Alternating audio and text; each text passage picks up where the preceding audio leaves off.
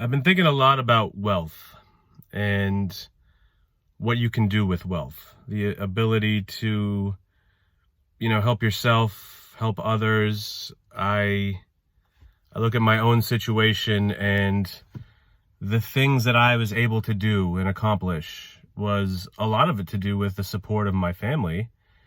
And that includes the financial support, the wealth that they helped build, or they built up themselves through their hard work and sacrifice, that allowed me to go to school and not have any student loans to worry about.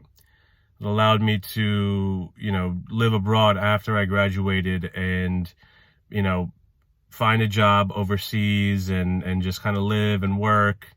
When I came back, I was able to live at home and not worry about things. And when I got an apartment, I still had financial support and getting some furniture and things like that. The wealth that my parents built helped me with that stuff. My sister, for example, able to go to grad school with the help of the wealth that my parents built. And so I think about all these things that they built, that's given me the opportunity. And I'm reminded of 100 years ago, Tulsa, Oklahoma. The black citizens of Tulsa, Oklahoma, a thriving community of businesses and wealth, right? That was built up by people and their hard work and the sacrifice 100 years ago because of a race war, 100 years ago because of supremacy, 100 years ago because of violence. That was all taken away from them. I can't imagine, my parents working as hard as they did and then seeing all of that burnt to the ground, seeing friends and family murdered, seeing the wealth taken away from them that would affect generations to come, and then seeing nothing done about that, seeing nobody held accountable, seeing history be whitewashed in a way, seeing, it be forgotten in the history books. I only learned about Tulsa last year. I didn't know about Tulsa until last year, 2020. 33 years old.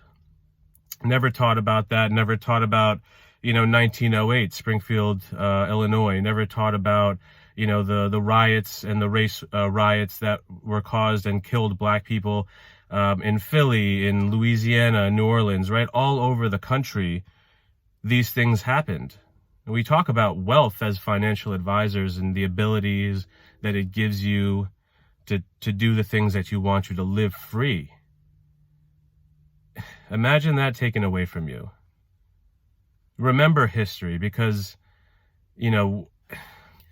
it's disheartening to see it be 100 years and nothing is really done. It's disheartening to see that it's not being recognized. This is a systemic problem, and this is something that affects generations to come. The ability to go put yourself through school, the ability to support yourself and your family, the ability to help maybe your kids and grandkids buy their first house.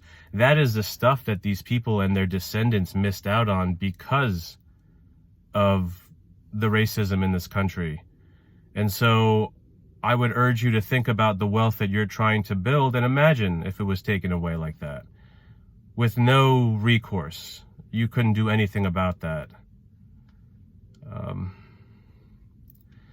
The history of this country is cruel and violent and, hurtful, and has hurt a lot of people. And it's okay to say that, right? You still can have love for the United States. You can still have love for this country and what it stands for and what you want it to stand for. But we have to recognize that these things have happened in our history, and we will never grow and be better if we don't accept that and we don't acknowledge that. 100 years ago today, the Tulsa race massacre happened.